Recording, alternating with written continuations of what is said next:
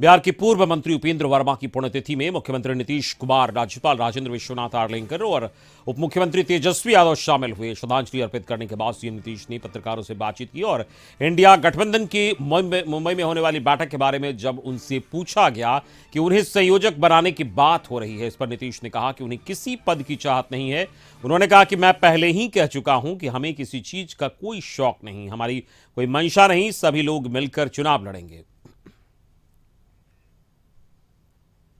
हमको कुछ नहीं बनना है, हम तो आपको बराबर कह रहे हैं, वो दूसरे लोगों को बनाया जाएगा, हमारी कोई इच्छा नहीं। हम तो सबको एकजुट करना चाहते हैं और सब मिल करके करें। हमको कुछ व्यक्तिगत नहीं चाहिए, हम तो सबके हित में चाहते हैं। इसलिए ये कभी मत सोचिए कि हम लोग कुछ चाहते, वो सब बात नहीं। हम लोग तो सबको एकजुट कर रहे हैं। सब बिहार के पूर्व मंत्री उपेंद्र वर्मा की पुण्यतिथि में मुख्यमंत्री नीतीश कुमार, राज्यपाल राजेंद्र विश्वनाथ आर्लेकर और उप मुख्यमंत्री तेजस्वी यादव शामिल हुए। श्रद्धांजलि अर्पित करने के बाद सीएम नीतीश ने पत्रकारों से बातचीत में कहा कि इंडिया गठबंधन की मुंबई में होने वाली जो बैठक है उसको लेकर जब उनसे पत्रकारों ने सवाल पूछा कि आपको संयोजक बनाने की बात हो रही तो उन्होंने स्पष्ट तौर पर कह दिया कि मेरी कोई इच्छा नहीं हुई। तेजस्वी यादव ने इंडिया गठबंधन की मुंबई वाली बैठक और नीतीश कुमार के संयोजक बनाए जाने पर कहा कि हम लोग सभी आदमी मिलकर काम कर रहे हैं, कुछ एजेंडा पर बातचीत होगी, कई और पार्टियां जुड़ सकती है। उन्होंने कहा कि सभी लोगों का जो निर्णय होगा वो सबको मान्य होगा। पूरी तरीके से यही कोशिश रहा कि सब लोगों को एक करके एक साथ बैठाया जाए और हम लोगों ने सफलता पाई है।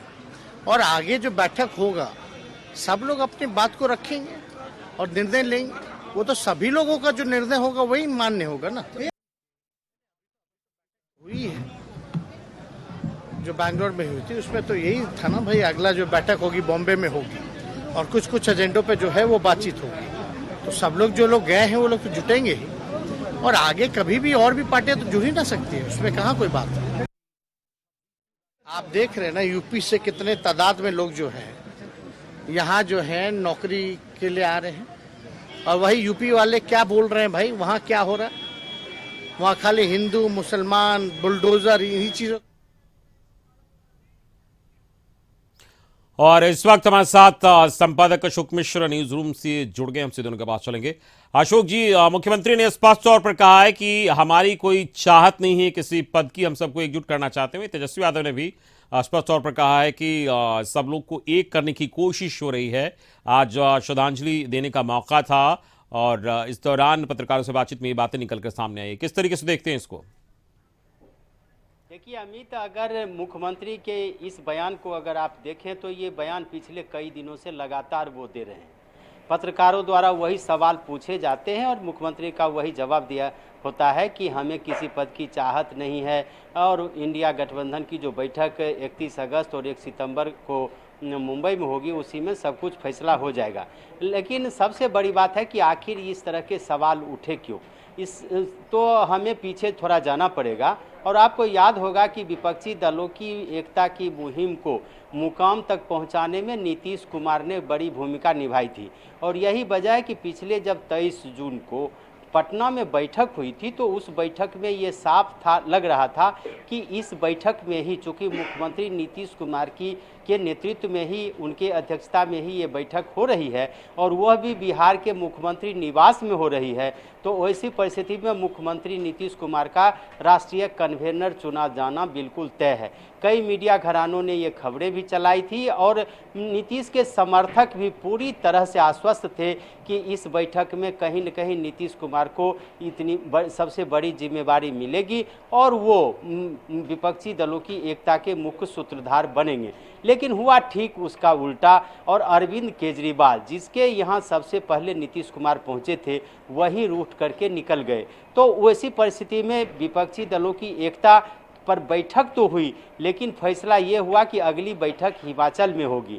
लेकिन प्रकृति का प्रकोप कहिए या परिस्थिति उस तरह की हुई कि हिमाचल की बैठक टल करके बेंगलुरु में हो गई और बेंगलुरु में भी पहली जो तारीख तय थी वह तारीख टल गई और दूसरी तारीख में बैठक हुई।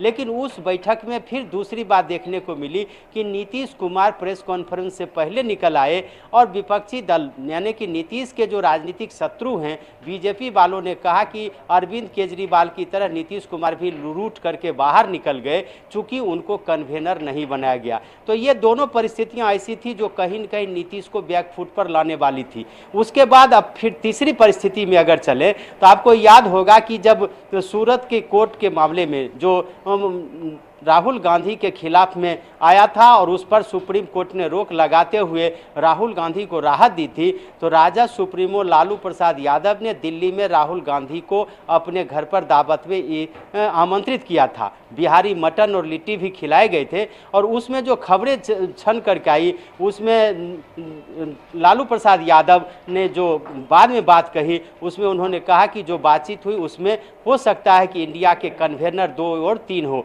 ऐसी भी उड़ती हुई खबरें आई कि हो सकता है सोनिया गांधी कन्वेनर हो, सह संयोजक नीतीश कुमार हो, मल्लिकार्जुन खड़गे के कन्वेनर हो, सहयोगी में नीतीश कुमार हो, लेकिन कहीं से भी नीतीश कुमार को कन्वेनर बनाने की बात नहीं आई। और इसका परिणाम ये हुआ कि नीतीश कुमार के जो समर्थक हैं वो तो बैकफुट पर आए ही, नीतीश कुमार को भी लगा कि अगर इस पर अभी चर्चा करना है तो वो बेईमानी होगा। आपको याद होगा, फिर हम अपने दर्शकों को बता दें कि 2014 में नीतीश कुमार का चेहरा अगर उस समय की बातों को अगर लें तो समूचे देश में राजनीतिज्ञों में सबसे पहले 1 नंबर पायदान पर नीतीश कुमार चल रहे थे।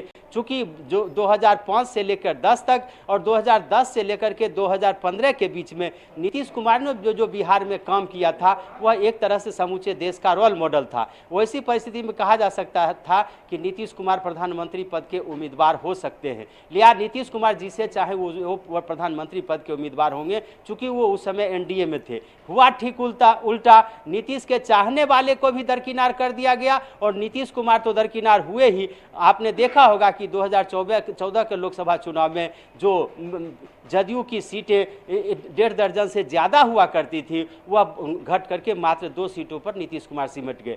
तो नीतीश कुमार बिहार और देश की राजनीति को भली भांति जानते हैं और विपक्षी दलों की एकता को एक साथ लेकर के चलना भी कम टेढ़ी खीर नहीं है। और उसमें भी जब राजनीतिक हैसियत के रूप में हो, मैं राजनीतिक हैसियत इसलिए कर रहा हूं कि राजनीति में जिस दलों के विधायकों और सांसदों की संख्या ज़्यादा होती है, जिनके वोट बैंक ज़्यादा होते हैं, भले वो राजनेता नाकाबिल भी हों लेकिन पूछा वही जाता है।